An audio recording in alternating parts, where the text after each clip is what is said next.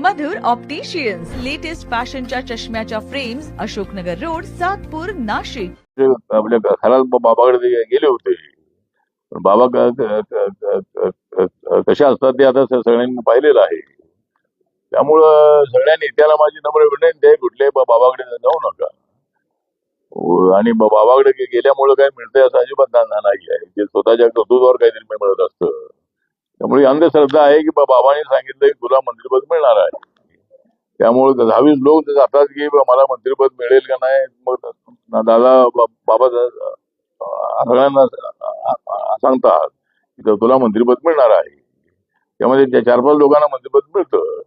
त्यामुळं त्यांना असं वाटतं की ते बाबांनी सांगितल्यामुळे ते मिळालेलं आहे। पण बाबाची एखाद्या गुणाच्या मोठ्या नेत्याची ओळख असेल आणि त्यांनी सांगितलं तर ते त्या पद्धतीने वेगळा विषय आहे, पण जी अंधश्रद्धा आहे ती असू नये आणि अशा बाबांकडे कुठल्या नेत्यांनी जाऊ नये असं आपलं मत आहे।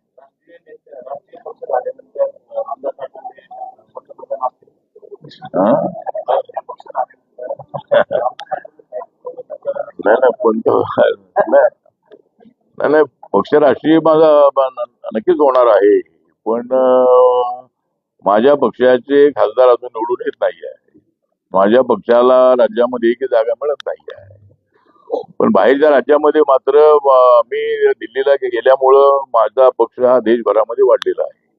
छोटा का असेना पण सर्व राज्यामध्ये पक्ष आहे आणि त्यामुळं बाहेरच्या राज्याच्या ताकदीवरतीच आपला पक्ष वाढवण्याचा निर्णय होणार आहे। पण आपण जे म्हणालात ते काय तशी माझी इच्छा अजिबात नाही आहे, तसं ते शक्यही नाही आहे। पण जर बाबासाहेब आंबेडकर त्या काळामध्ये अजून आमच्या 10-15 वर्ष आपल्यात राहिले असते तर बाबासाहेबांचा जो प्रयत्न होता, राम मनोहर लोहियानं त्यांनी पत्र लिहिलं होतं आणि काँग्रेस विरोधामध्ये एकच पक्ष असावा, तो रिपब्लिकन पक्ष असावा। आणि जर त्या काळामध्ये त्यांच्या काळामध्ये जर झालं असतं तर कदाचित बाबासाहेब देशाचे पंतप्रधान होऊ शकले असते, पण मला ते अजिबात शक्य होणार नाही आहे। मी नरेंद्र मोदींच्या मंत्रिमंडळामध्ये आहे आणि असा काहीतरी प्रश्न विचारून माझं मंत्रिपद घालू नका। त्यामुळं नाही म्हणजे पंतप्रधान नाही। आणि शेवटचा विषय आहे तो आमचे प्रकाश लोंढे आज आमच्यामध्ये नाही, आणि एक तर आता असं आहे की प्रकाश लोंढे आमचा अत्यंत ऍक्टिव्ह कार्यकर्ता होता आणि एवढ्या वर्षामध्ये माझ्या कानावर त्याच्याबद्दल कुणीही तक्रार केलेली नव्हती। म्हणजे प्रकाशने कुणाला बसवलं किंवा त्याच्यामधून काही केलेलं आहे, पण नाशिकच्या पोलिसांनी त्याची मुलं मात्र थोडंसे गडबड करणारी होती, पण प्रकाश लोंढेवर अन्याय झालेला असं माझं मत आहे। त्यामुळं प्रकाशला मोका लावलेला आहे। त्यामुळं मी प्रयत्न केला पण काय त्यामध्ये यश आलं नाही।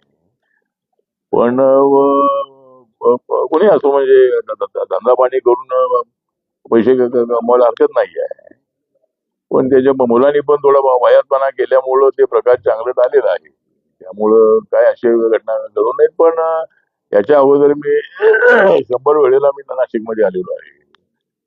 कुठला एखादा हॉटेलचा मालक किंवा उद्योगपती माझ्याकडे आला नाही आणि माझ्याकडे अनेक लोक मला भेटतात, आमच्या एखाद्या कार्यकर्त्यांना दम दिला किंवा अनेक काही केलं ताबडतोब ते कुणाला तरी घेऊन माझ्याकडे येतात आणि म्हणजे लगेच तो विषय मी मिटवतो अनेक ठिकाणी। त्यामुळे पण इथं मात्र प्रकाशच्या बद्दल काय माझ्याकडे असं कोणी तरी आलं नव्हतं। त्यामुळं माझं मत हेच आहे की मुलांच्यावर काय झाले नाही ठीक आहे, पण प्रकाश लोंढेंवर मोका लागायला नको होता, तर त्याच्यावर कारवाई व्हायला नको होती, पण ती आता पोलिसांच्या माध्यमातून ती झालेली आहे। चला ठीक आहे, शेवटचा प्रश्न। कल खड़गे ने प्रेस कॉन्फ्रेंस में मोदी को आतंकवादी कहा, क्या नहीं, मुझे लगता है कि खड़गे जी की भाषा ही आतंकवादी होती है। मतलब खड़गे जी हमेशा इसी तरह की बात करते हैं। मुझे लगता है कि नरेंद्र मोदी जी डेमोक्रेटिक आदमी है, नरेंद्र मोदी जी साफ सुथरा आदमी है, नरेंद्र मोदी जी शांत स्वभाव के है और उन्होंने बहुत बार अपनी बात बताई है। तो मोदी जी को मिलने वाली सफलता देखकर कांग्रेस पार्टी वाले हैरान है। राहुल गांधी जी राह देख रहे थे प्रधानमंत्री पद की, लेकिन मैं जब कांग्रेस पार्टी के साथ था तब मैंने सोनिया गांधी जी को सलाह दिया था, सलाह नहीं मैंने मेरा ओपिनियन बताया था कि मनमोहन सिंह जी के सेकंड टाइम पर 2-3 साल के लिए राहुल गांधी को प्रधानमंत्री बनाओ, ऐसा मैंने सोनिया गांधी जी को बोला था। लेकिन अभी वातावरण चेंज हो गया है और नरेंद्र मोदी जी और भी मजबूत है। 2029 में भी वो प्रधानमंत्री बनेंगे, इसी तरह की भूमिका हमारी है। तो इसीलिए मतलब कांग्रेस पार्टी हैरान है कि भाई इतना ये क्यों ऐसा कर रहे हैं। अभी ईवीएम मशीन तो कांग्रेस पार्टी ने लाई है, हमने तो थोड़ी लाई है। कांग्रेस पार्टी के जमाने में ईवीएम मशीन आई है, तो हम ईवीएम मशीन में ऐसा कुछ करते हैं, ऐसा इसी तरह के आरोप करते हैं। इसीलिए मुझे लगता है कि जितनी मतलब मैंने तो पार्लियामेंट में बोला है कि नरेंद्र मोदी जी को जितनी देनी उतनी दे दो गाली, नरेंद्र मोदी जी को जितनी देनी उतनी दे दो गाली, लेकिन सारे देश के नरेंद्र मोदी वाली। तो मतलब नरेंद्र मोदी जी सबके नेता है, जिसको गाली देना है जिसका मुंह बंद नहीं कर सकते हैं। लेकिन खड़गे साहब को मैं बताना चाहता हूँ, जिस कांग्रेस पार्टी ने आपको अध्यक्ष बनाया है, उस कांग्रेस पार्टी ने कर्नाटक का मुख्यमंत्री आपको नहीं बनाया था। आप वहां के सीनियर नेता थे, लेकिन दूसरे नए लोगों को लाकर वहां मुख्यमंत्री बनाया, लेकिन खड़गे साहब को मुख्यमंत्री नहीं बनाया। इसीलिए सारे लोग कांग्रेस पार्टी छोड़कर बीजेपी में आ रहे हैं। तो खड़गे साहब भी हमारा निवेदन है कि अगर आपको बीजेपी में नहीं जाना है तो आप आरपीआई में आइए। तो ये मैं उनको आह्वान करना चाहता हूँ। वो हमारे समाज के बड़े नेता है, उन्हें गुलबर्गा में उन्होंने बहुत बड़ा विकास भी किया है। वहाँ एक बुद्ध धम्म का एक बहुत ही बड़ा सेंटर उधर उन्होंने बनाया है। तो वो हमारे सीनियर नेता है, हमारे समाज के है। तो वो तो बोलते रहते हैं, अभी हम किसका मुंह बंद नहीं कर सकते। चलो हाँ आभार. नाशिकची लोकल बॉडी किती आहे बसायचं त्या ठिकाणी सर्व पत्रकार परिषद उपस्थित आहे. माननीय आठवले साहेब बसणार आहे आम्ही थोडा वेळ. मान्य नाशिकची लोकल बॉडी कधी लोकल नाही काय लोकल बॉडी कधी कार्यकारिणी काय असे आता मी चर्चा करतो. या ठिकाणी सर्व पत्रकार उपस्थित राहिले. मान्य आठवले साहेब यांनी परराष्ट्र धोरण असेल, आंतरराष्ट्रीय धोरण असेल, या सर्व विषयावरती सामाजिक राजकीय सर्व वातावरणामध्ये अत्यंत दिलखुलासपणे या ठिकाणी चर्चा केली. सर्व पत्रकार या ठिकाणी उपस्थित झाले. आपल्याला थोडा कदाचित वेळ लागला. आठवले साहेब वाहतुकीमध्ये अडकल्यामुळे या ठिकाणी पत्रकारांना आपला थोडासा वेळ गेला, त्याबद्दल मी पक्षाच्या वतीने दिलगिरी करतो. परंतु पुन्हा एकदा आपले आभार मानतो. आणि आज मला एवढा वेळ झाल्यामुळे मी नितीन गडकरींना भेटणार आहे. आणि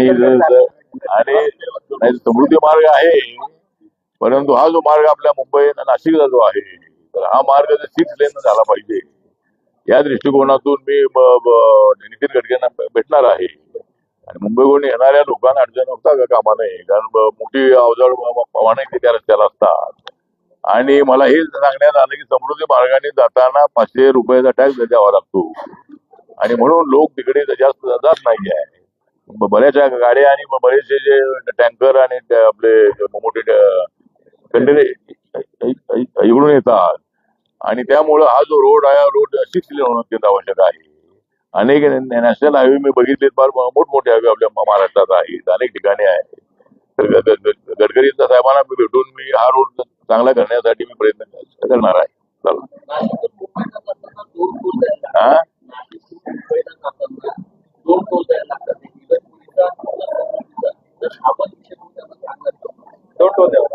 इगतपुरीला पण टोल द्यावा लागतो. समृद्धीचा वेगळा तो इगतपुरीचा टोल नाका बोटीचा तो माफ झाला पाहिजे, अधिक चांगलं होतं. सर्व नाही ठीक आहे. म्हणजे 2 ठिकाणी टोल असेल तर एखादा बंद होऊ शकतो का, त्यासाठी मी नक्की बोलेन, त्यासाठी प्रयत्न करेन. चला ठीक आहे, थँक्यू. या चॅनलला आपण शेअर करा, लाईक करा आणि सबस्क्राईब करा. धन्यवाद.